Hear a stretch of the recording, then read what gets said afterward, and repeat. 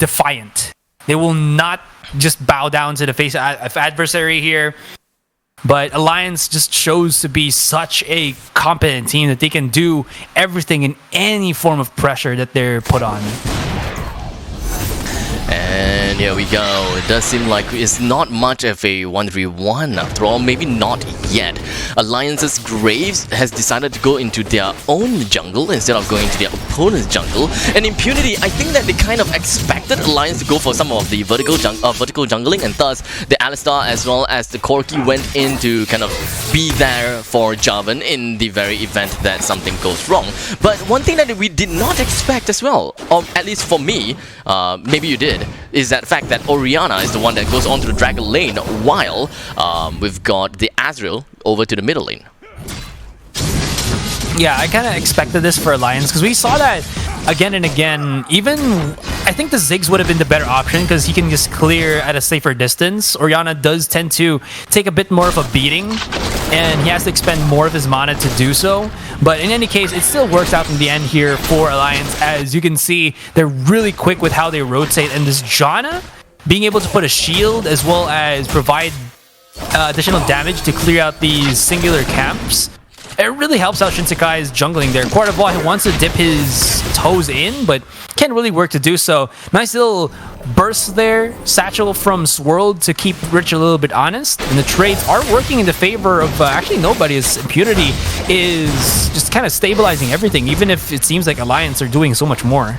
They really need to do a lot more at this point of time for Impunity. The 1v1 matchup up in the top lane, for some reason, it does seem like Garen is kind of losing, but in the meantime, take a look at the bottom lane with the Dimension Standard coming in from this job and immediately pushes himself right into the face of Orianna, and there's just not much that he could do. But alas, the rest of the members coming from Alliance just gonna be coming right in, cutting between of all of them with Shinsekai onto the Graves, gets himself two, and easily pushes Raph away from in between of the proxy. So pretty good job coming from Alliance. They did manage to punish Impunity with they did manage to punish Impunity for that kind of greedy, in some sense, first tier turret dive kind of play.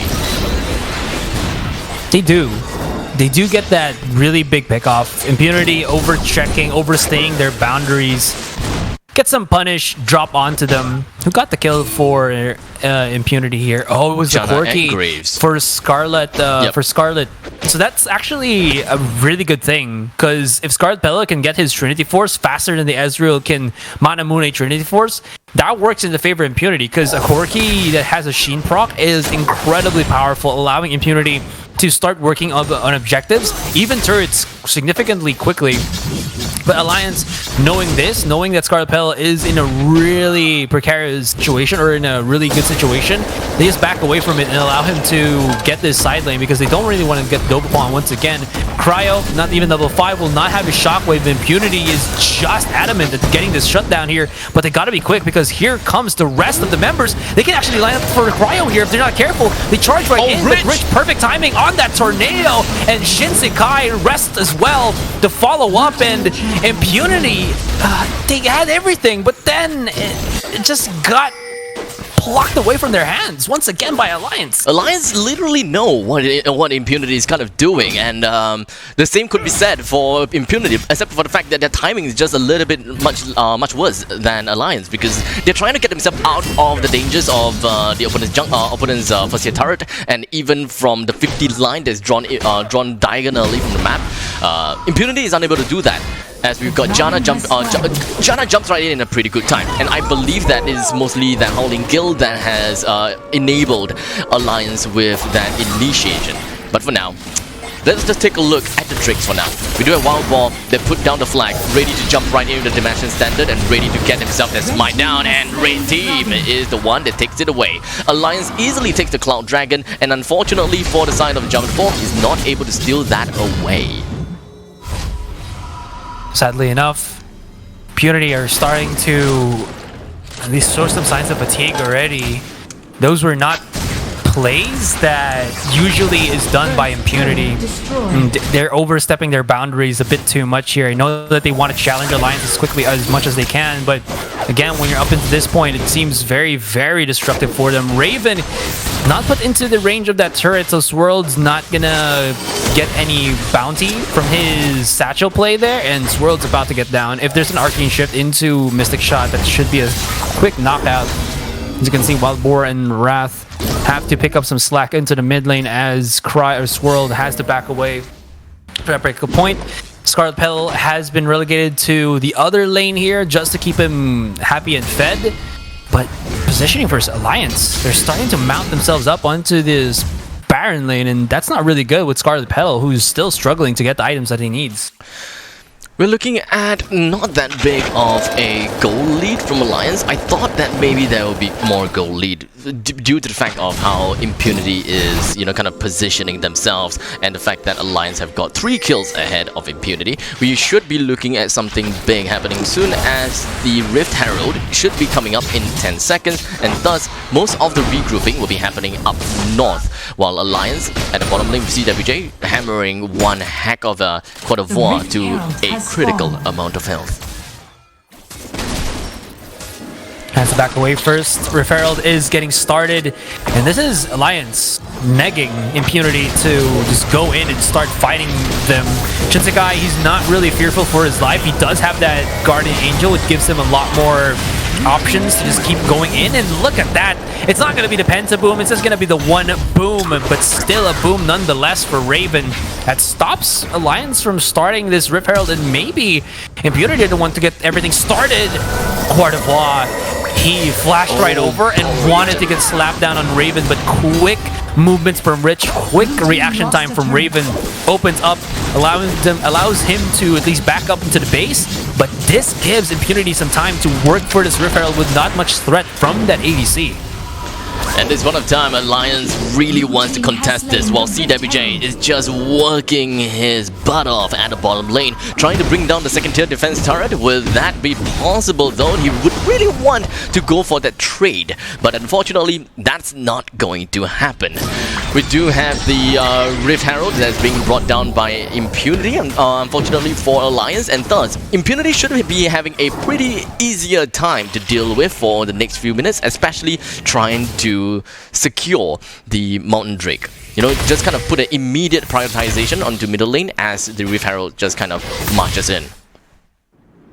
It's gonna work as well, because they do need that Rift Herald to, if they win a team fight, they can use it to break 1 or even 2 turrets if they're lucky, and that will definitely swing Impunity's favor to the upside.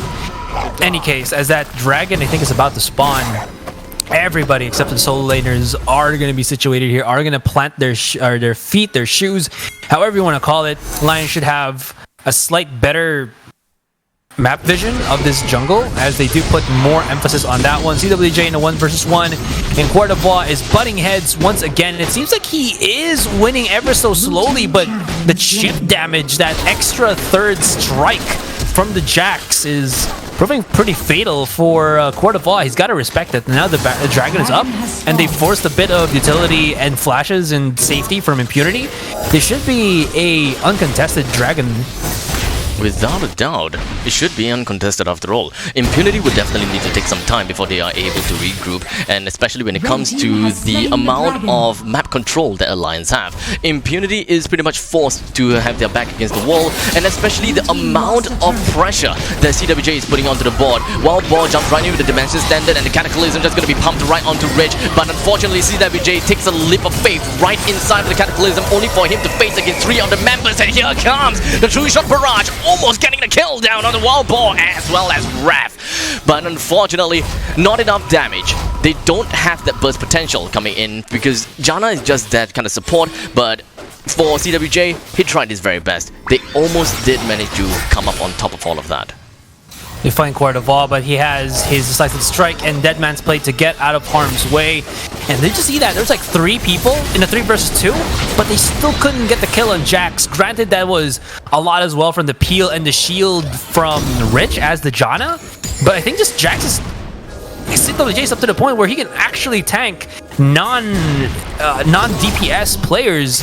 Even with the Blade of the Ruined King and components of the Trinity Force, it's still well enough that there's so much tankiness to him, especially when he activates that ult fizz.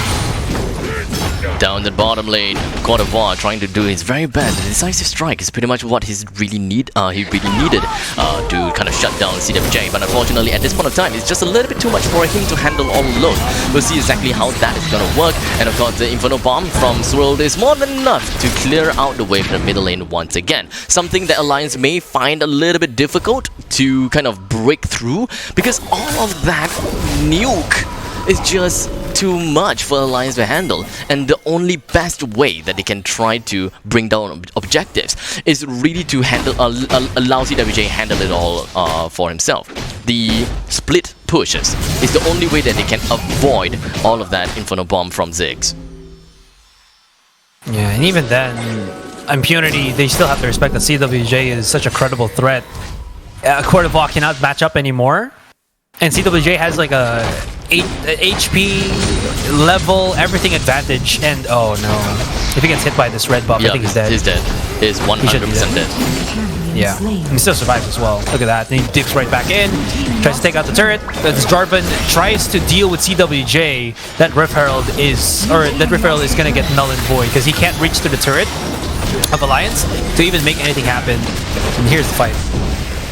And there's really nothing much that Impunity could do. The only thing that they can do is just kind of put down a Rift Herald, buy a little bit more time to allow God of War to come back online because of the fact that he is on the respawn timer, because he tried to overextend a little bit and didn't quite realize that CWJ has got the Rift Ramberback buff, and thus going down a little bit too easily to Jax. And at this point of time, I believe that the items coming in from Jax is too much for anyone to handle, because he does have the Blade of Ruined King, the Triforce is coming up, and I think that the Ras Gage is going to be the next one in line for this Jax, while the Garen is 2,000 gold behind of this Jax. And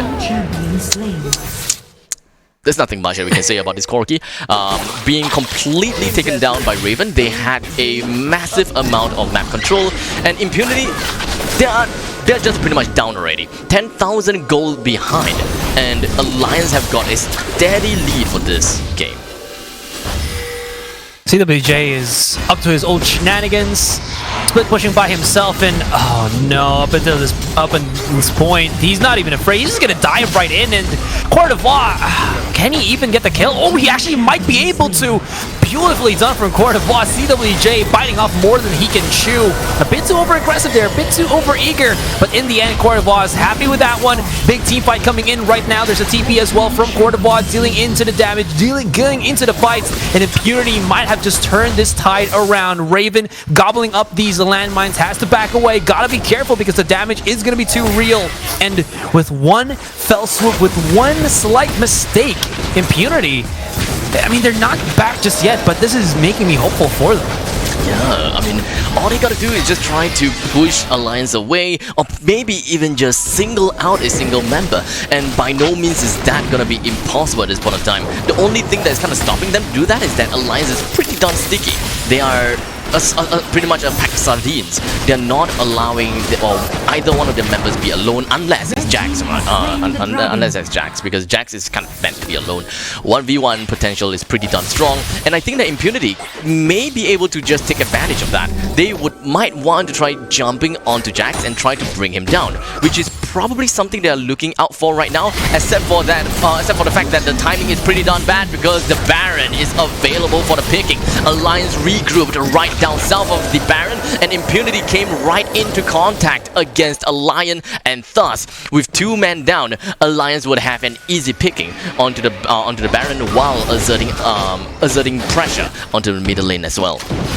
What the damn hell? He's soloing the Baron by himself, and CWJ is just wailing at it, surviving. Court of War, he spots out the Baron here. He's gonna try to Macho Man Randy Savage this one by himself, but it seems like he's gonna get Well, dove upon, he's gonna get crashed upon by CWJ and teammate, and even as he tries to go for the big sword swing, it's not gonna work out in the end. Baron will be taken by Alliance, a hefty lead of about 13,000 in their pockets, and they are looking quite menacing, quite decisive in finishing off this series already, as Alliance just take round after round, they take, how do you say this, objective after objective, and they take fight after fight. The 50 line is being pretty much drawn by Alliance, and not to forget, they do have a massive amount of drakes for themselves. They do have the Cloud Mountain and Ocean Drake for themselves, and the next Drake coming up is going to be the Elder Inferno Drake. But I don't think that Alliance is even going to be waiting for that point of time to push in, because they already have the Baron buff, so it should be pretty darn easy for them to just jump right in, such as the fact that Shinsekai just jumps right in, right onto the face of the Scarlet Petal. There's really nothing much that this Corki could do. He did manage to tank the turret for a pretty darn long time. Raph jumps right in. The stasis just pretty much wraps around this Graves, but unfortunately the GA is now going to be popped. He's going to be back into the game with 50% HP or even more. Impunity is going to be left with 2 members, and here we go. The True Shot Barrage is not enough to bring God of War down, and the massive amount of creep is going to bring the Nexus down, and Alliance takes the game by a lot, because that is a 3-0 win coming in from